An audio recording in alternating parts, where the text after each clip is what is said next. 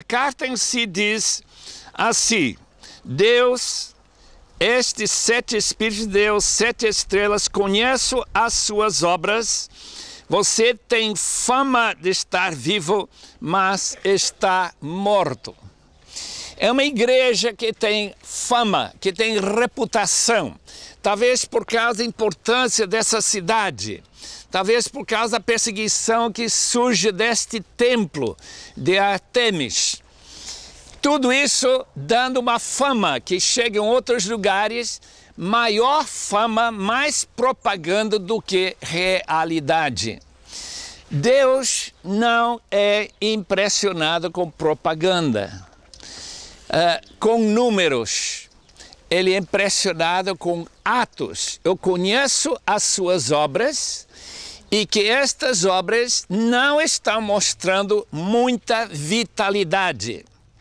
Eu ouvi uma história quando eu estudava na Escócia, ao contrário desta carta aqui. Uma senhora grávida de 2 filhos morreu. E naquela mesma noite, depois dela ser sepultada, ladrões de túmulos desenterraram, destamparam o caixão e olharam nos olhos de uma pessoa viva. Então ela tinha nome, fama de estar morta, mas estava viva. Foi salva, os ladrões fugiram, obviamente, e ela foi recuperar a saúde e deu luz a 2 filhos reformadores da igreja. Aqui era o contrário, tinha fama de vida, mas estava morta. A cidade, então, era uma igreja, quer dizer, a igreja da cidade de Sardes, era uma igreja que não estava assim muito, assim com características da vitalidade do Espírito Santo. Não estava com a vida do Espírito, a vida da palavra, porque a palavra de Deus é viva e eficaz. Mas nesse caso, não. As pessoas sentaram lá ouvindo a palavra, mas não agiram. Se disseram crentes. Talvez a cidade não estava passando por uma fase de muita perseguição, mais da parte dos judeus do que a população geral. E o resultado é que a igreja entrou numa complacência, num envolvimento com o mundo, talvez envolvido com a riqueza que esta cidade tinha. Então, conheço as tuas obras e estas obras não marcaram qualquer característica de vitalidade. Conheço também que permanecem alguns, poucos, que não ensujaram as suas roupas, não contaminaram suas roupas. No livro de Apocalipse, roupa, vestes, descreve as suas obras, sua vida, sua espiritualidade. Eu estou vendo a roupa dos irmãos e não marca nada de espiritualidade. A nossa irmã com essa camisa mais vermelha não é mais santa porque isso representa sangue. Então ela está sempre purificando os seus pecados. Nada disso. Mas no livro de Apocalipse, por exemplo, nós lemos no capítulo 7 que as pessoas alvejaram, limparam, lavaram suas vestes no sangue do Cordeiro. Lembramos que em 1 de João, quem confessa seus pecados, recebe a purificação total dos seus pecados. Então essa possibilidade de escapar da consequência de nosso pecado, do castigo de nosso pecado, era o caso de alguns em Sardes. Gostaria de saber quantos que aqui estavam vivendo uma vida de consagração, de procurar a santificação, diz Hebreus capítulo 12, 14, sem a qual ninguém verá a Deus. Em outras palavras, o perigo de nossa fé, que só confessar pecado e alvejar as suas vestes espirituais no sangue de Cristo, pode dar uma ideia de que o crente não precisa cuidar muito da sua maneira de viver. Já que ele está pecando sempre, somos pecadores, Nós podemos sempre estar pedindo, como o Pai Nosso nos ensina, perdoa nossos muitos pecados, mas graças a Deus eu não lembro nenhum deles.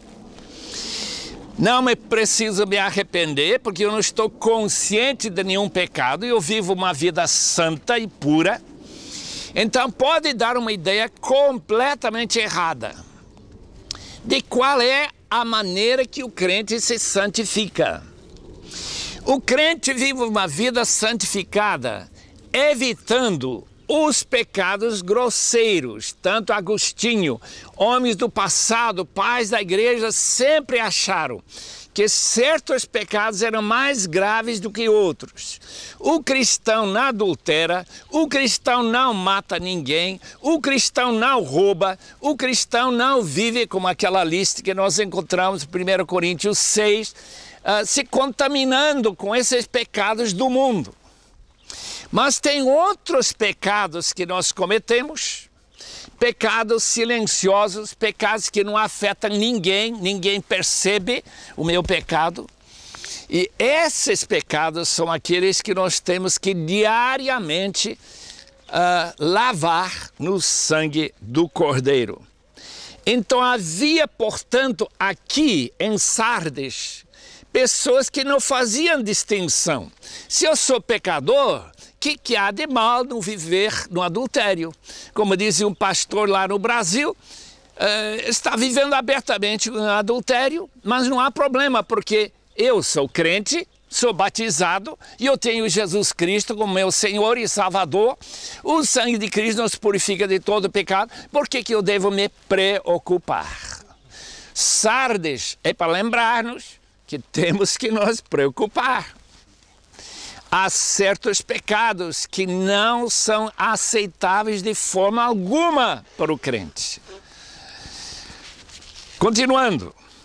Conheça as tuas obras, que tem fama de vida, mas está morta, a igreja. Remanescente, poucos que têm roupa limpa. Número 3. Quem tem vencido, o vencedor, receberá uma roupa branca. Os irmãos lembram que Jesus falou uma parábola sobre a festa do casamento do filho do rei, uma representação da segunda vinda de Cristo. Naquela altura, quando Jesus volta, e ele entra naquele salão da festa, todo mundo vestido com roupa especial que o próprio rei fornece. Apenas uma pessoa que entra com roupa própria. Então este texto nos lembra particularmente que nossa justiça própria, não importa quanto nós tentamos viver a vida cristã, nunca é suficiente para nós sermos aceitos diante de um Deus absolutamente perfeito, santo, 3 vezes santo. Portanto, precisamos receber a roupa dele, a roupa branca, nome que permanece no livro da vida. Como que permanece? Porque o crente não nega ao seu Senhor. Numa cidade como Sardes, a pressão contra os cristãos pelos pagãos, e aqui, nesta carta em particular, nós notamos que os judeus que moravam aqui também pressionaram os crentes. Eles também tentaram perseguir os crentes, enquanto os romanos não se importavam muito com os crentes nessa altura. Quando chegamos a Filadélfia, vamos ver que já há uma ideia que Roma vai perseguir a igreja. Mas até esse momento não há perseguição romana aqui. Há perseguição da parte mais dos judeus. Qual é a rivalidade entre a igreja de Sardes, representada por esse templo, que é muito depois desta carta? Qual é a rivalidade? Os judeus dizem que ele está adorando o Deus único e vivo. Monoteístas, aqueles que têm a mesma Bíblia da igreja. A igreja diz, mas nós cremos na salvação pela morte de Cristo. Os judeus não aceitavam que Jesus Cristo fosse o verdadeiro Messias. E até hoje, são poucos os judeus que reconhecem Jesus como Messias. Eu lembro falando com um judeu sentado ao meu lado, num avião, dizendo que eles estão esperando a vinda do Messias. A diferença então é essa, que a igreja aqui reconhece Jesus Cristo como Filho de Deus, como aquele que tem a chave de Davi no carta a Filadélfia, mas que não são. Meu professor em Edimburgo sempre nos lembrava da seguinte realidade quando se trata da época que estamos vendo aqui nessas ruínas. A época que a igreja existia aqui pequenina, com talvez umas dezenas de crentes, e a população, na grande maioria pagã, oferecendo sacrifícios aos ídolos e a esta deusa de fertilidade. Ele dizia, os grandes perigos da igreja cristã no primeiro, segundo, terceiro século, qual foi? Judaizantes. Uma tentativa de levar a igreja de volta para o Antigo Testamento, batizá-los como prosélitos, o prosélito se batizava, circuncidar os crentes e torná-los, como o livro de Gálatas nos adverte, em judeus convertidos do paganismo. Havia muitos que se convertiam ou se tornaram judeus plenos ou apenas amigos dos judeus. A outra possibilidade seria essa doutrina que nós já vimos duas vezes, a doutrina de Balaão, essa ideia que a vida de envolver-se com o paganismo não faz mal para o crente. E especialmente a doutrina gnóstica. Nós queremos falar mais sobre isso mais para frente. A ideia de que este mundo é ruim e qualquer pessoa que se envolve com este mundo criado, das coisas visíveis, tocáveis que a gente come, tudo isso envolve-nos com este mundo e, portanto, nos separa de Deus. Problema da igreja de Colossos e várias igrejas, por exemplo, Éfeso também passou por aquilo. No entanto, você tem aí em Sardes uns poucos que não contaminaram as suas roupas. Eles andarão comigo vestidos de branco, pois são dignos. A palavra andarão comigo significa, na sua vida diária, eles andam com Cristo. Todo crente é um discípulo. Discípulo significa um seguidor de Cristo. Como também nós lemos no capítulo 14, que as ovelhas do pastor Jesus seguem ao seu pastor. No mundo vindouro, ele será também o nosso pastor, e eles que não se contaminaram com o paganismo, essa ideia que já vem do Antigo Testamento, que prostituição religiosa é um perigo para o povo de Deus durante séculos e séculos seguidos, que eles não se contaminaram com essas mulheres, não mulheres fisicamente, mas está falando justamente desse tipo de adoração às deusas. Aquele vencedor, igualmente vestido de branco, jamais apagarei o seu nome do livro da vida. Qual é o problema que o crente enfrenta diante da perseguição? Pessoas que voltam para trás, homens como Demas, de 2 Timóteo, que amava este mundo e não seguiu mais nos passos de Jesus. A única explicação para isto, a Bíblia não trata de perder a salvação, mas são pessoas que abstêm, voltam para trás, viram as costas para o Senhor Jesus. Então se podia falar que o seu nome foi apagado do livro. Tal como uma pessoa que sai dos rolos onde ele foi inscrito o seu nome no livro da igreja. E esses então, promete Jesus, jamais perderão seu lugar no livro da vida.